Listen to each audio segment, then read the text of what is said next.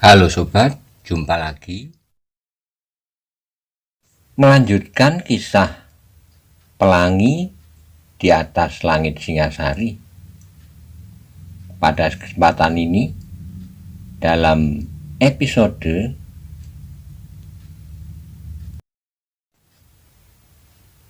Gundah Hati Maesa Agni. Selamat menikmati. Salam budaya.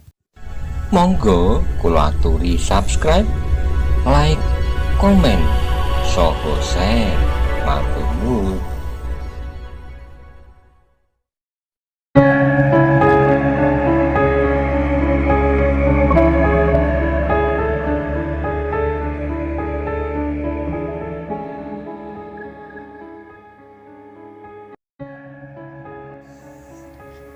Mereka berdua pun kemudian terdiam. Langit di timur telah membayangkan warna fajar. Cahaya yang kemerah-merahan memancar di wajah langit yang biru. Bulan yang semalaman berkisar dari satu titik ke satu titik di udara, kini telah tenggelam di balik gunung. Saat kemudian terdengar Kenarok berkata, "Aku akan segera pergi.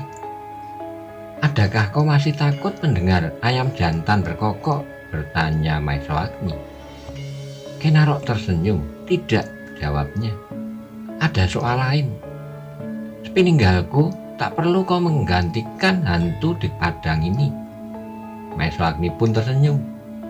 Meskipun mereka belum rapat berkenalan, namun pertemuan yang aneh itu menyebabkan hati mereka menjadi berat menghadapi perpisahan yang bakal terjadi. Kenarok dan Maesa Agni pun kemudian berdiri. Ketika Kenarok akan meninggalkan padang rumput yang selama ini menjadi daerah pengembaraannya di malam hari, maka sekali lagi ia berpamitan, katanya, "Maesa Agni, baktiku buat gurumu ialah orang yang pertama-tama membangunkan sebuah teka-teki di dalam hatiku. Teka-teki tentang Yang Maha Agung. Doakan semoga aku dapat menyesuaikan diri dengan cara hidup yang baru ini." "Aku akan berdoa untukmu," sahut Maesa Agni. Kenarok itu pun segera meninggalkan Maesa Agni. Dengan cepatnya ia berjalan melintasi padang rumput yang selama ini telah mengikatnya. Kenarok itu seakan-akan telah menjadi bagian yang hidup dari padang karautan, dan kini daerah itu ditinggalkannya. Namun terngiang di telinga Maesa Agni kata-kata Kenarok. Meskipun ia hanya ingin bergurau, "Sepeninggalku tak perlu kau menggantikan hantu di padang ini." Maesa Agni menarik napas panjang. Untunglah semuanya belum terjadi.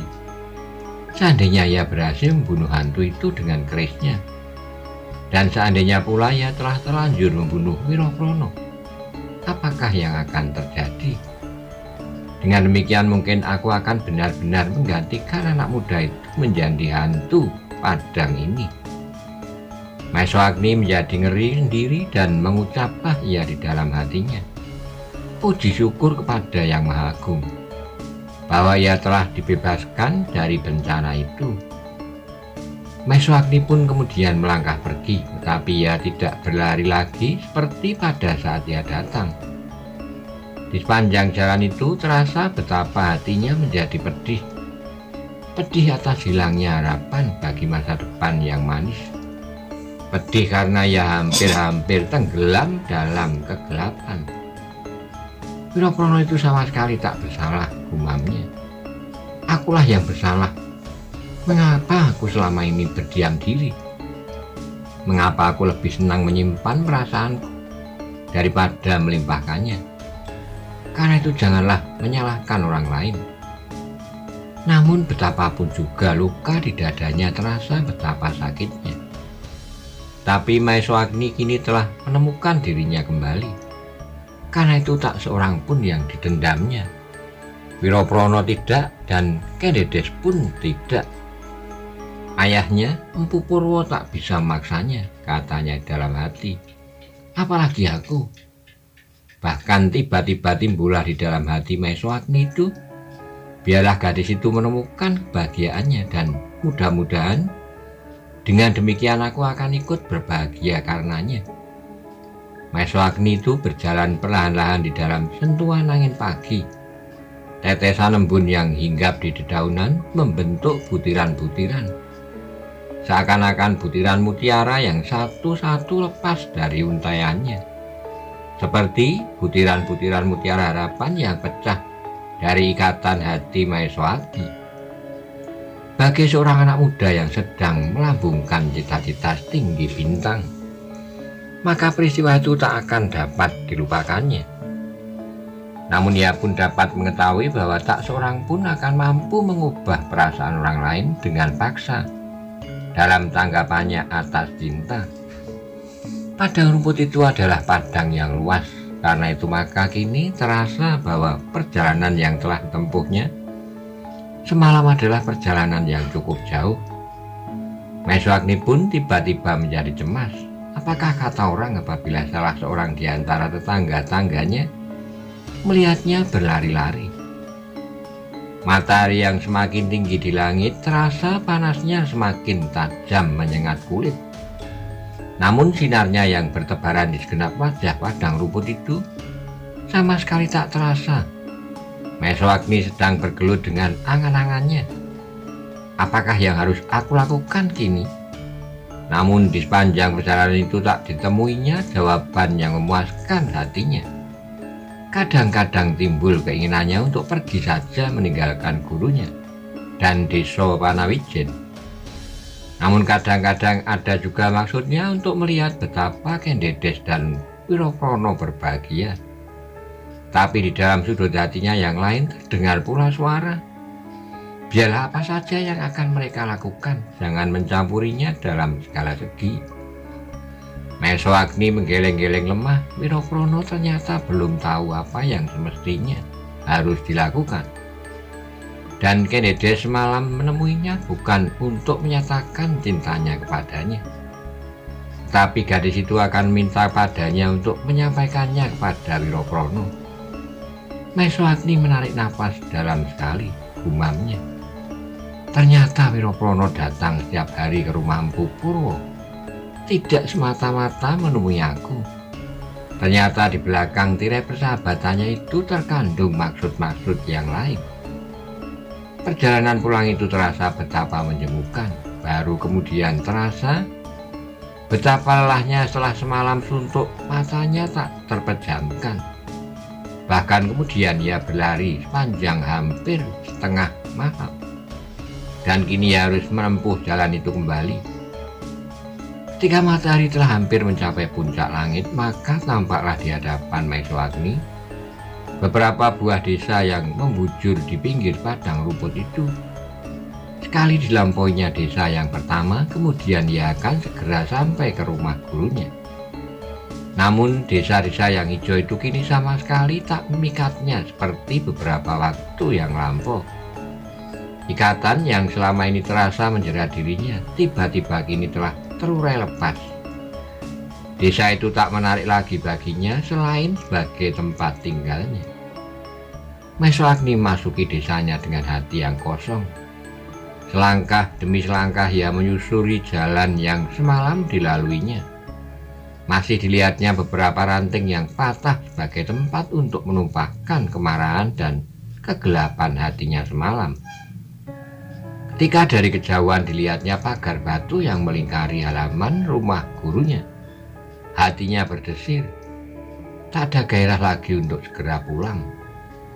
Tapi apabila diingatnya apa yang telah dilakukan oleh gurunya untuknya, dan apa yang telah diberikan oleh orang tua itu kepadanya, maka timbullah sedikit niatnya untuk kembali masuk ke dalamnya. Tapi kembali hatinya berdesir ketika ia melihat Wiroprono telah berdiri di muka regol halaman itu. Terungkit kembalilah perasaan yang pedih di dadanya. Sekilas terbesitlah kemarahannya kepada anak muda itu, namun kemudian perasaan itu ditekannya kuat-kuat. Wiroprono tersenyum ketika ia melihat Maeswagni. Anak muda itu kemudian berjalan menyongsongnya. Tak ada suatu kesan apapun di wajahnya, bersih. Maeswagni melihat wajah yang jujur itu dan kembali ia berkata di dalam hatinya, anak itu tidak bersalah. Dari mana kau Agni? Bertanya anak muda itu. Maeswagni menjadi agak bingung, terasa betapa canggungnya kali ini berhadapan dengan Wiroprono. Anak muda yang telah bertahun-tahun bergaul dengan rapatnya tiba-tiba terasa sebuah jurang telah membujur di antaranya. Karena Maeswagni tidak segera menjawab, maka Wiroprono mengulangi pertanyaannya seramah semula. Dari mana kau Agni? Maeswagni merasa seperti orang yang baru saja terbangun dari mimpi. Dengan terbata-bata ia menjawab sekenanya, aku tidur di bendungan Prono. Wiroprono terperanjat. Sautnya, aku juga pergi ke bendungan semalam. Mengapa kita tidak bertemu? Maeswagni bertambah bingung. Aku pergi sudah tengah malam, jawab Agni sekenanya. Oh, berkata Prono, tengah malam aku sudah pulang. Mengapa kau tak mengajak aku serta? Pertanyaan itu melingkar-lingkar seperti putaran yang sangat membingungkan. Maka jawabnya, aku tak bermaksud pergi ke bendungan. Aku hanya berjalan-jalan saja, tetapi kemudian aku sampai ke sana. Wiroprono mengangguk-anggukkan kepalanya, tetapi ketika dilihatnya keris terselip di pinggang sahabatnya. Wiroprono mengerutkan keningnya. Maeswagni melihat sambaran mata Wiroprono atas kerisnya itu. Karena itu ia menjadi semakin bingung apabila anak itu bertanya tentang keris itu.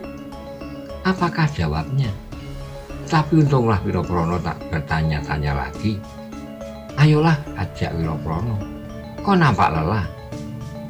Maeswagni tak menjawab, maka berjalanlah mereka berdua masuk regol halaman rumah Empu Purwo yang luas. Maeswagni melihat tanaman-tanamannya yang hijau subur, bunga-bungaan, rerumputan, dan perdu. Dilihatnya pula tanah yang berpetak-petak dan di samping rumah itu sebuah kolam. Tetapi semuanya itu kini terasa hambar. Bunga-bunga yang sedang kembang sama sekali tak menarik perhatiannya. Batang-batang anggrek yang dipeliharanya dengan hati-hati serta bunga-bunganya yang putih bersih nampak betapa suramnya. Mereka berdua langsung pergi ke bilik Maeswagni.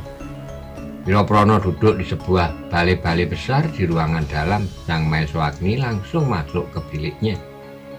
Dilihatnya biliknya itu kotor dan barang-barangnya berhambur-hamburan. Agaknya semalam ia telah dengan tidak sengaja menghambur-hamburkan barang-barangnya itu. Dengan dada yang serasa akan retak, Maeswagni menarik keris dari pinggangnya. Ketika ia menatap keris itu, terasa hatinya berdesir.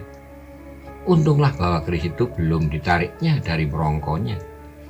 Tanpa sengajanya diciumnya utiran keris itu sambil berbisik, betapapun kau telah diselamatkan dari penggunaan yang sia-sia. Maeswagni pun kemudian segera membenahi barang-barangnya, pakaiannya, beberapa alat-alat lain, dan lontar-lontar bacaannya. Adalah menjadi kebiasaannya untuk membersihkan biliknya sendiri, sehingga jaranglah orang lain masuk ke dalamnya.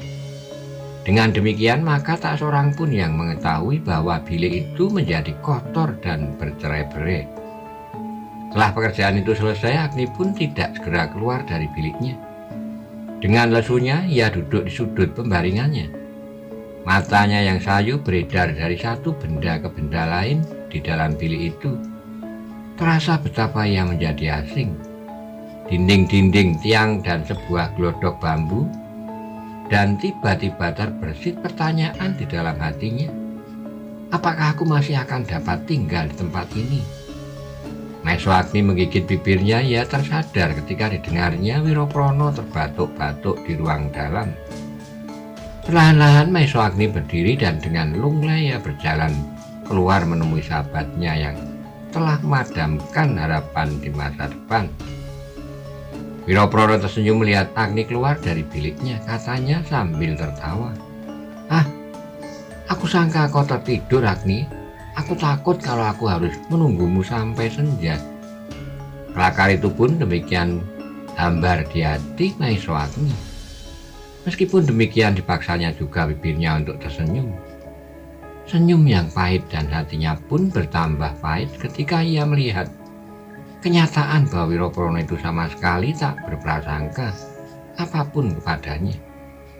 Tak ada perubahan pada tingkah lakunya dan tak ada titik kecurigaan apapun dalam sikapnya. Hatinya tidak akan seperti itu seandainya Wiraprono itu bersikap kasar dan keras.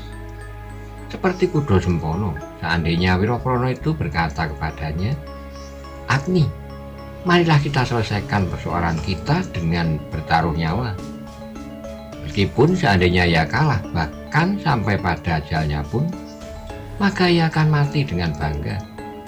Tapi Wiraprono sama sekali tak bersikap demikian. Matanya yang bening memancar seperti mata kanak-kanak yang belum mengenal dosa. Karena itu Maesha Agni mengeluh di dalam hatinya. Dengan lesu Maesha Agni duduk di samping Wiraprono dan dengan kaku ia bertanya, "Dari mana kau sepagi ini, Prono?" Wiraprono terperanjat. "Hei, apakah kau sedang bermimpi? Lihatlah, bayangan matahari telah tegak di lantai." Maesha Agni menyadari kesalahannya dan dipaksanya juga dirinya untuk tertawa. Agaknya aku benar-benar lelah dan bingung. Maksudku, apakah kau telah datang sejak pagi-pagi?" Wiraprono memandang wajah Maesha Agni dengan herannya. Dilihatnya pada wajah itu suatu pancaran yang aneh. Tak pernah ia melihat kerut-kerut di kening sahabatnya itu. Maesha Agni adalah anak yang selalu gembira. Maesha Agni terlalu lelah, katanya di dalam hati. Namun yang terlontar dari mulutnya adalah, "Seharusnya akulah yang bertanya, Agni, dari mana kau sampai sekarang ini? Apakah kau tidur di bendungan sampai matahari merambat ke puncak langit? Apakah kau kemudian mencuci pakaianmu tanpa membawa rangkepan?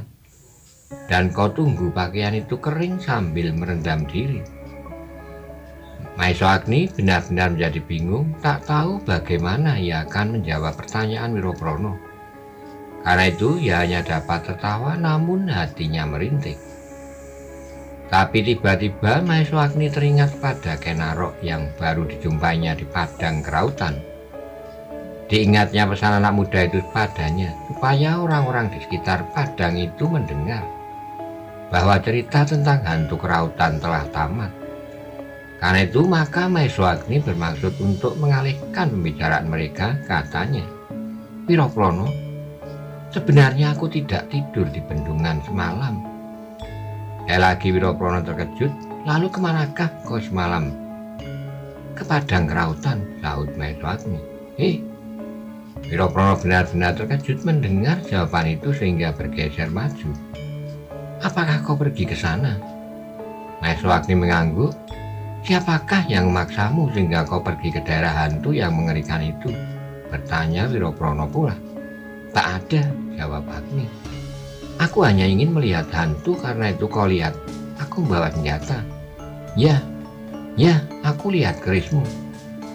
Maesha Agni pun kemudian bercerita tentang padang itu, tentang pertemuannya dengan hantu itu untuk pertama kali dan tentang pertemuannya yang terakhir.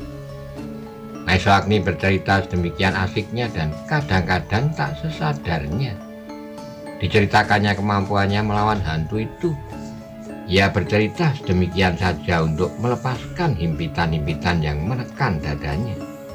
Tidak saja sebagai pelarian untuk menghindarkan pertanyaan Wiraprono, tapi lambat laun dengan tak diketahuinya sendiri, cerita itu telah berubah sebagai suatu cerita untuk menolong kekerdilan perasaannya. Pilihan Kendedes atau Wiraprono telah menyebabkan Maesha Agni merasa tak berharga, dan kini ia sedang menutupi perasaan itu dengan menceritakan kedahsyatannya. "Alangkah dahsyatnya kau, Agni." Wiraprono menyela dengan penuh kekaguman. Dengan jujur anak muda itu berkata pula, "Sejak kau berkelahi dengan Kudo Sempono, aku telah menjadi kagum dan tidak mengerti. Dari mana kau mendapat ilmu itu? Kini ternyata kau pun sanggup melawan hantu itu. Alangkah kecilnya aku, mengapa baru sekarang aku tahu." Mendengar pujian yang diucapkan dengan ikhlas itu, Maesha Agni tersadar dari pelariannya. Karena itu betapa ia menyesal, namun semuanya terjadi dan cerita itu tak akan dapat ditelannya kembali. Dengan demikian maka Agni pun justru terdiam dan luka di hatinya menjadi semakin parah. Ketika ia sedang merenungkan dirinya, kesombongannya dan ceritanya, didengarnya langkah kaki lewat di sampingnya. Maesho Agni mengangkat wajahnya, dilihatnya Kendedes berjalan dengan tergesa-gesa. Ketika gadis itu melihatnya, segera ia berhenti dan berkata, "Kakang, kemana kau semalam? Ayah mencarimu." Hati Maesho Agni berdesir apalagi ketika dilihatnya betapa Kendedes menundukkan wajahnya yang kemerah-merahan ketika terpandang olehnya Wiroprono yang duduk di sampingnya. Maesho Agni harus berjuang sekuat tenaga untuk menenangkan hatinya yang bergelora seperti angin ribut di lautan. Dengan gemetar ia menjawab, "Adakah guru menanti aku?" "Tidak sekarang," sahut Kendedes. Perlahan-lahan namun wajahnya masih menatap lantai. "Ayah sedang di Sanggar Pamujan." Oh, Agni pun terdiam. Suasana di ruang dalam itu menjadi kaku seperti garis-garis tiang yang lurus. Kendedes sama sekali tak berani mengangkat wajahnya. Kehadiran Wiroprono benar-benar menjadikannya segan. Apakah Kakang Agni telah mengatakannya? Pertanyaan itu merayap di hatinya. Kalau pengasuhnya yang tua itu telah menyampaikan perasaannya kepada Maesho Agni, maka ada kemungkinan Agni telah mengatakannya kepada Wiroprono. Perasaan Kendedes sebagai seorang gadis menjadi bergelora. Tiba-tiba ia tak dapat menahannya. Betapa ia malu seandainya Wiroprono tak memenuhi harapannya. Bahwa apa yang dilihatnya di mata anak muda itu dan apa yang dirasakan di dalam kata-katanya saat-saat bila mereka bercakap-cakap dan bergurau itu keliru. Wiroprono merasakan kekakuan itu, suasana itu sedemikian anehnya pada perasaannya. Karena itu tiba-tiba ia berkata, "Agni, apakah Kendedes menunggumu makan?" Agni sadar bahwa Wiroprono hanya bergurau, tetapi akibatnya kata-kata seperti itu yang terpercik di lukanya pedih. Maka jawabnya terbata-bata, "Tidak, Prono." Tiba-tiba sekali dada Agni berdesir ketika Kendedes berkata lirih dengan sama sekali tak mengangkat wajahnya, "Kakang, aku mencari Kakang sejak tadi. Bukankah Kakang belum makan?" Oh, Agni mengeluh di hatinya. Pergaulan ini benar-benar menyiksanya. "Nah," sahut Wiroprono sambil tertawa, "pantaslah ceritamu dan kata-katamu selama ini bersimpang siur tak karuan. Makanlah Agni, supaya hatimu menjadi terang dan kau tidak akan gemetar lagi." Perasaan Maesho Agni benar-benar seperti biduk yang kecil di dalam permainan gelombang yang ganas. Tetapi ketika sekali lagi ia menatap wajah sahabatnya itu, sekali lagi ia mengeluh di dalam hatinya. Wajah itu demikian bersih dan jujur. Karena itu kembali terdiam dan kembali suasana menjadi kaku. Timbullah suatu harapan di hati Kendedes agar Wiroprono ikut makan bersama Agni seperti kebiasaan mereka. Adalah menjadi kebiasaannya pula mengajak anak muda itu berbuat demikian. Tetapi kali ini mulutnya terasa terkunci dan tak sepatah kata pun dapat diucapkan. Kendedes menjadi bingung ketika Wiroprono berkata, "Kendedes, mengapa kau tidak minta aku makan bersama Kakang Agni?" Hati Kendedes berdesir mendengar pertanyaan itu, dan hati Maesho Agni pun berdesir. Pertanyaan itu bukankah untuk pertama kali diucapkan? 10, 20, bahkan anak itu sudah sedemikian seringnya datang ke rumah ini. Sesering Maesho Agni datang ke rumahnya, Maesho Agni pun tidak tahu lagi berapa kali ia pernah dipersilakan makan di rumah Ki Buyut Ponowijen. Tapi Sendo Guru Wiroprono kali ini benar-benar memusingkan kepalanya. Kendedes tidak dapat mengucapkan sepatah jawaban pun, bahkan tiba-tiba gadis itu berlari meninggalkan mereka.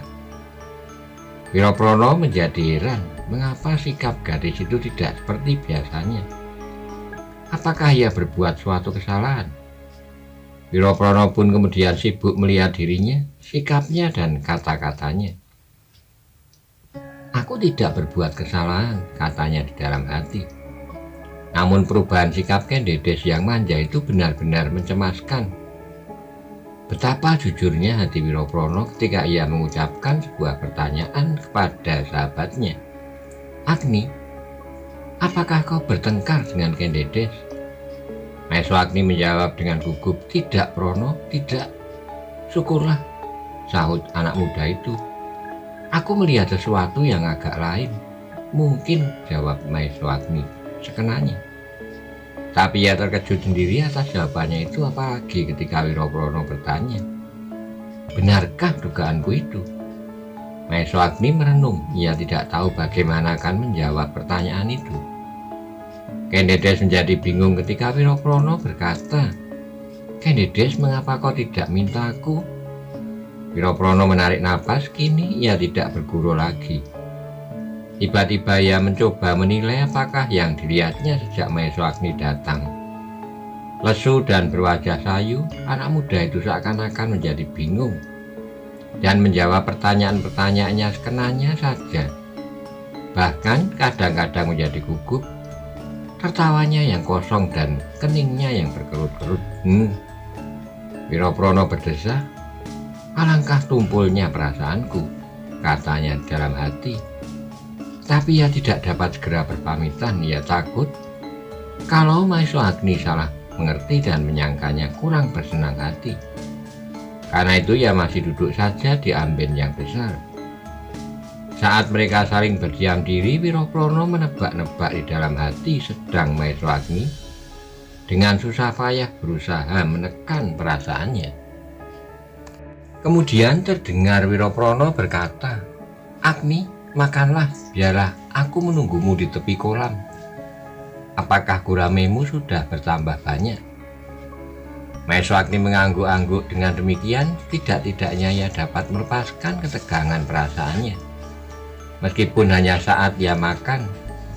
Karena itu jawabnya, baiklah Prono, tetapi tidakkah kau ikut makan pula? Wiroprono menggeleng, kemudian ia pun berdiri dan berjalan keluar. Maeso Agni melihat muda itu pada punggungnya. Tinggi, berdada bidang, rambutnya yang lebat digelungnya di belakang kepalanya. Langkahnya yang tegap tenang, tiba-tiba terdengar ia bergumam lirih. Lirih sekali. Berbahagialah kau Wiroprono, mudah-mudahan aku dapat ikut berbahagia karenanya. Dan tiba-tiba saja meloncat dari mulut Maeso Agni. Wiroprono, pulanglah, datanglah kembali nanti senja. Wiroprono terkejut sehingga ia berputar ditatapnya wajah Agni. Betapa ia menjadi heran, tak biasanya sahabatnya itu berkata demikian. Mata Wiroprono yang bening itu pun menjadi suram. Dari dalamnya mancar pertanyaan melingkar-lingkar di dadanya. Kini terasa benar bahwa ada sesuatu yang terjadi di rumah itu. Namun Wiroprono tidak bertanya lagi ketika ia melihat wajah Maeso Agni yang sayu. Maka Wiroprono pun mengangguk sambil menjawab, baiklah Agni, senja nanti aku akan datang kembali. Tapi hati Wiroprono itu pun menjadi gelisah di perjalanan pulang di rumah. Di setiap saat ia berteka-teki, apakah kira-kira yang akan dilakukan Maeso Agni senja nanti? Sepeninggal Wiroprono, Maeso Agni pergi ke dapur. Dilihatnya makan baginya telah tersedia di amben. Tapi ia tidak melihat Ken Dedes. Memang ia tidak mengharap gadis itu menungguinya makan seperti biasanya. Meskipun demikian, setiap gumpal nasi yang masuk ke dalam mulutnya terasa seakan-akan menyumbat lehernya. Dan Agni pun tidak dapat merasakannya apakah yang sedang dimakan itu asin, manis, masam atau apapun. Maeso Agni benar-benar tidak mempunyai nafsu untuk makan. Setelah makan, Maeso Agni langsung masuk ke biliknya. Ken Dedes tidak tahu apakah yang sedang dilakukannya dan apakah yang terjadi atasnya, sebab Ken Dedes sendiri itu pun kemudian merendam dirinya di dalam biliknya pula. Maeso perlahan-lahan meletakkan tubuhnya di atas pembaringannya. Ia kini tidak membanting diri lagi seperti semalam, sehingga ambennya berderak-derak. Dengan sekuat tenaga ia mencoba mengatur perasaannya, sehingga kemudian tumbuhlah pikirannya yang hening. Kini ia tinggal menunda sampai senja. Ia mengharap Wiraprono akan datang dan dengan demikian ia akan menyelesaikan pekerjaannya. Ia menyadari bahwa Kendedes benar memerlukan pertolongannya. Betapapun sakitnya, ia tidak dapat berbuat lain daripada berkata dengan hati yang pedih kepada Wiraprono, seperti yang didengarnya dari mulut Kendedes semalam. Diminta atau tidak diminta, biarlah mereka menemukan kebahagiaan, gumamnya. Maeso Agni terkejut ketika ia mendengar seseorang mengetuk pintu biliknya. Kemudian didengarnya sebuah pertanyaan lirih. "Ger, apakah Angger sedang tidur?" Maeso Agni menjadi berdebar-debar. Suara itu adalah suara emban tua, pengasuh Kendedes. Orang itu pasti akan datang kepadanya dan akan mengulangi permintaan Kendedes kepadanya. "Persetan," teriaknya di dalam hati. Tapi saat kemudian ia menjadi tenang kembali, perlahan-lahan ia bangkit dan membuka pintu biliknya. "Masuklah, Bibi," terdengar Maeso Agni mempersilahkan, namun suaranya bergetar. Orang tua itu pun masuk ke dalam bilik Agni dan duduk di amben di samping anak muda itu. Wajahnya yang telah berkerut-kerut itu ditundukkan jauh-jauh menghujam ke jantung bumi. Napas Maeso Agni pun serasa tertahan-tahan di hidungnya. Ia menanti kata-kata emban tua itu. Kata-kata yang sudah didengarnya sendiri. Kata-kata yang telah menyobek jantungnya. Tetapi untuk beberapa saat emban tua itu tidak berkata apapun. Bahkan terdengar betapa ia berkali-kali menarik napas dalam-dalam. Bilik itu pun kemudian diliputi oleh suasana sepi yang tegang. Namun orang tua itu masih berdiam diri. Alangkah terkejutnya Maeso Agni ketika kemudian ia melihat air mata orang tua itu satu-satu menetes di pangkuannya. Maeso Agni menjadi heran, apakah sebabnya? Seharusnya seandainya dirinya seorang perempuan, maka ialah yang harus menangis melolong-lolong. Bukankah perempuan itu hanya harus datang kepadanya, mengatakan seperti apa yang dikatakan Kendedes kepadanya? Tapi mengapa ia menangis? "Mengapa Bibi menangis?" tiba-tiba terdengar Maeso Agni bertanya. Orang tua itu mengangkat wajahnya, ditatapnya wajah Maeso Agni yang suram. Kemudian orang tua itu berdesah, alangkah anehnya hidup ini." "Apa yang aneh, Bibi?" bertanya Maeso Agni. "Aku tidak menyangka, Ger, bahwa perjalanan hidupmu, Kendedes, pada suatu saat akan sampai di persimpangan," jawab orang tua itu. Melonjaklah hati Maeso Agni mendengar kata-kata itu. Ia ingin meyakinkan pendengarannya, maka ia pun bertanya, "Mengapa?" "Aku adalah orang tua, Ger," jawab orang tua itu. "Sudah belasan tahun aku hidup di pedepokan ini sebagai emban pemomong putri Mpu Purwo itu. Dan sesudah belasan tahun pula aku mengenalimu. Betapa aku melihat tingkah laku kalian berdua. Hubungan kalian berdua sebagai kakak beradik. Aku yang hidup di luar ikatan itu merasa betapa kalian tak akan terpisahkan. Namun tiba-tiba semalam aku mendengar suatu keajaiban. Keajaiban yang tak pernah aku sangka-sangka." Maeso Agni menggigit bibirnya, ditatapnya kembali wajah orang tua itu. Orang tua yang seakan-akan memancarkan perasaan belas kasihan kepadanya. Karena itu tiba-tiba luka di hati Maeso Agni seperti diungkit-ungkitnya. Sebagai seorang laki-laki, Maeso Agni tidak akan tenggelam dalam kegagalan itu. Maka justru harga dirinya lah yang tersinggung. Tapi jauh di dasar dadanya terdengar hatinya menangis. Tidak.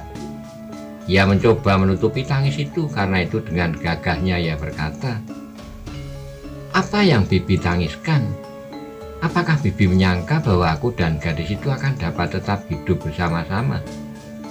Aku adalah laki-laki. Suatu ketika aku akan meninggalkan padepokan ini. Bukankah aku di sini hanya sekedar berguru? Orang tua itu tidak menjawab, tetapi air matanya semakin deras mengalir di pipinya yang mulai berkeriput. Jangan Bibi berprasangka, Agni meneruskan. Tak ada hubungan apapun antara aku dan gadis itu selain sebagai anak guruku. Apabila kemudian aku dan gadis itu akan sampai di persimpangan jalan, itu adalah wajar. Aku atau gadis itulah yang akan pergi dahulu meninggalkan padepokan ini.